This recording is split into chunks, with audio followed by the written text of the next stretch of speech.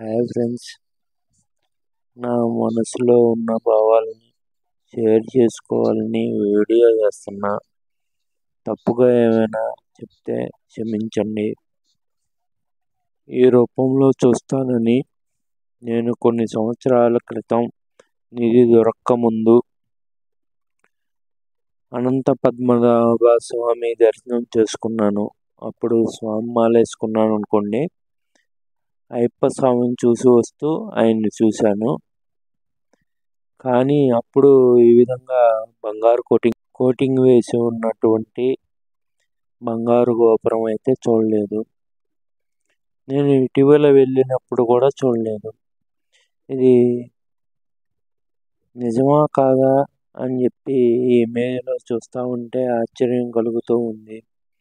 ఇటువంటి అద్భుతాలని మనం రియల్గా చూడలేకుండా, నిజంగా ఈ అద్భుతాలను చూడలేకుండా చేసినటువంటి ప్రభుత్వాలను నిందించాలో, లేకపోతే మన నిజానికి దూరంగా మన కళలకు దగ్గరగా బంగారు కోటింగ్తో చూపిస్తున్నటువంటి మన ఇమేజ్ ఎడిటింగ్ టెక్నాలజీ తెలిసినటువంటి ఎడిటర్స్కు ధన్యవాదాలు చెప్పుకోవాల్సిన పరిస్థితి నెలకొన్నందుకు ఒక రకంగా మన వాళ్ళు ఇంత ప్రజ్ఞాశాలు అని చెప్పి చెప్పుకోవడానికి మనం గర్వపడాలి. కానీ మనం నిజంగా సిగ్గుపడాలి. నేనేమి గొప్ప భక్తుడిని ఏమి కాదు. కాకపోతే నేను అనంత పద్మనాభ స్వామిని ఆ రోజు చూసిన స్థితిలో, అంటే నిధి దొరక్క ముందు ఏ స్థితిలో ఉందో దేవాలయం ఈ రోజుకి అదే స్థితిలో ఉంది. నిజమో కాదో మీరే కామెంట్లో తెలియజేయండి. రూపం ఏం మారలేదు, నిధి ఉంది, ఆస్తి ఉంది. అక్కడ ఉండేటటువంటి పూజారులు మారలేదు, శైలి మారలేదు, ఆ రెస్ట్రిక్షన్స్ మారలేదు. రెస్ట్రిక్షన్స్ అంటే నేను కోరేది ఒకటే, డ్రెస్ సెన్స్ అనేది చెప్పారు, అది ఫాలో అవ్వాలి, ఖచ్చితంగా ఫాలో అవ్వాలి. హిందూ సాంప్రదాయాన్ని ఖచ్చితంగా పాటించే వాళ్ళకే అనుమతి అన్నారు కదా, అది ఖచ్చితంగా ఫాలో అవ్వాలి. దాని గురించి నేను మాట్లాడట్లేదు. అక్కడ చేసేటటువంటి అన్నదానాలు కానీ, లేకపోతే గుడి స్ట్రక్చర్ కానీ, డెవలప్మెంట్ కానీ ఏం మారింది అనేది నా క్వశ్చన్. నాకొద్దండి ఇవన్నీ. సరే, భగవంతుడు ఉండేది జనోద్ధరణ కోసం, జనాల కోసం ఏం ఖర్చు చేశారు అలానే ఉంచుతామా? ఆ సంపద అనేది భగవంతుడు సృష్టించింది ఎందుకు, రాజులైనా సృష్టించింది ఎందుకు అనేది ఆలోచిస్తున్నారా అసలు? సరే, ముందు ఆలయంలో స్వామివారు ఎలా ఉంటారో తెలుసుకుందాం. ఇప్పుడు ఇమేజ్లో చూపిస్తున్నట్టు మనకి పద్మనాభ స్వామి శేషశైలం మీద కొనుక్కుని ఉంటారు. కానీ ఆయన్ని ఒకేసారి దర్శనం చేసుకోవటం అనేది ఇంపాసిబుల్. ఎందుకు అంటే అక్కడ 3 దర్శన మార్గాలు ఉంటాయి. ఒకసారి మనం ఫేస్ నుంచి కొంచెం భుజాల వరకు, అంటే నాభి మార్గంకి దగ్గర వరకు చూడొచ్చు. తర్వాత మనకి చూపిస్తున్నటువంటి బ్రహ్మదేవుడు బొడ్డు నుంచి వస్తున్నట్టు కమలంలో వికసించి కనిపిస్తున్నాడు కదా, అది చూడొచ్చు. తర్వాత మనకి 3వ మార్గంలో మనకి పద్మనాభ స్వామి యొక్క పాద పద్మములు కనిపిస్తాయి. పాద పద్మములు దర్శించుకున్న వాళ్ళ జన్మధన్యం. చూశారుగా, స్వామివారు ఈ విధంగా ప్రపంచంలో ఎక్కడ దర్శనమివ్వరు, ఆ గుళ్ళో తప్ప. నిధి నిక్షేపాలు దొరికినాయి అన్నారు. ఓకే, వెరీ గుడ్, దొరికినాయి. 2 గదులను ఓపెన్ చేసామన్నారు. అత్యంత సంపన్నమైనటువంటి దేవుడిగా ప్రకటించారు. అది ఓకే. ఇక్కడ నాకు తెలియని విషయం ఏంటి అంటే, ఆ సంపదని దేనికోసమైనా ఖర్చు చేస్తున్నారా? అలానే ఉంచారా? ఉంచితే ఎందుకు ఉంచారు? ఓకే. బయటికి తీయటం వల్ల ఉపయోగం ఏంది? సంపదను వెలికి తీశారు అంటే దేశానికి గాని, గుడికి గాని ఉపయోగపడాలి. దేశానికి ఉపయోగపడాలని తీశారా?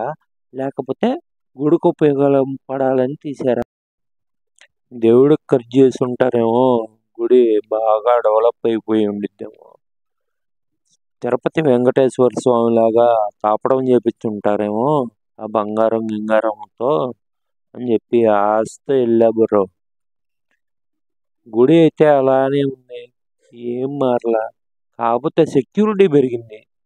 అంటే నిధి ఆడ ఉంది అని ఎవరైనా దోచుకుపోతారని కాపలానా? లేకపోతే ఏంటో నాకు అర్థం కాల. అది నిధి నిక్షేపాలను వెలికి తీయటం ఎందుకు? అలానే భద్రపరచటం ఎందుకు? దేశానికి ఉపయోగపడని సంపద ఎందుకు? గుడికైనా ఉపయోగపడాలి, దేశానికైనా ఉపయోగపడాలి. దేశానికి, గుడికి ఉపయోగపడని సంపదని వెలికి తీయద్దు దయచేసి అనేది నా ఉద్దేశం. ఒకవేళ వెలికి తీసి దేశానికి ఉపయోగపడి, గుడికి ఉపయోగపడి ఉంటే దానికి చాలా చాలా నేను వెలికి తీసినందుకు సంతోషించే వాళ్ళలో మొదటి వాడిని అయి ఉంటానని మీకు మనవి చేస్తున్నా. మేబీ ఉపయోగపడిన సందర్భాలు ఏమైనా ఉంటే, మీకు తెలిసి ఉంటే వాటిని కామెంట్ రూపంలో తెలియజేయండి. నేను తెలుసుకోవటానికి మాత్రమే ఈ వీడియో చేస్తున్నా. నాకు తెలియదు. కొంతమంది నన్ను దేవుణ్ణి నమ్ముకున్నందుకు నన్ను క్వశ్చన్ చేస్తున్నారు కాబట్టి, ఏం చేస్తున్నారా? నిధులు వెలికి తీస్తున్నారు, ఏం చేస్తున్నారు అని చెప్పి క్వశ్చన్ చేస్తూ ఉన్నారు. నేను వాళ్ళ క్వశ్చన్స్ని నా క్వశ్చన్స్గా అడుగుతున్నాను అని చెప్పి అర్థం చేసుకోండి. నేనేదో తప్పుగా మాట్లాడుతున్నా అని చెప్పి మీరు కోప్పడాల్సిన అవసరం లేదు.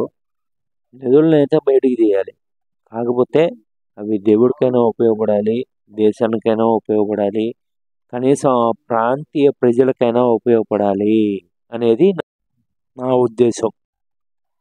సరే ఓకే.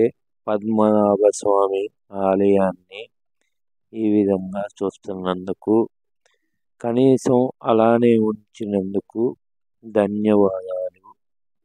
ఓకే, వెరీ గుడ్ అని చెప్పి రిలాక్స్ అవుతూ ఉన్న సమయంలో మనకి పూరి జగన్నాథ్ ఆలయంలో ఉన్నటువంటి నిధి నిక్షేపాలను మళ్ళీ వెలికిద్దాం అనేటటువంటి వార్త. దాన్ని వెలికి తీశారు. ఇప్పటికైనా మేలుకుందాం.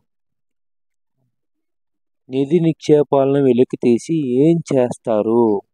గుడిని డెవలప్ చేస్తారా? లేకపోతే ఆ ప్రాంతీయ ప్రజల్ని డెవలప్ చేస్తారా? లేకపోతే ఆ నిధితో ఏం చేస్తారు అనేది ఒక శ్వేతపత్రం కూడా రిలీజ్ చేయలేదు. ఏం చేస్తారు? గెలిస్తే ఓపెన్ చేస్తా ఉన్నారు, ఓకే. ఆ నిధితో ఏం చేస్తారు? ఏం చేస్తారో చెప్పకుండా నిధిని వెలికి తీసేశారు. కొన్ని కోటాను కోట్లు ఉన్నాయి అని చెప్పి స్టేట్మెంట్ అయితే ఇచ్చేశారు.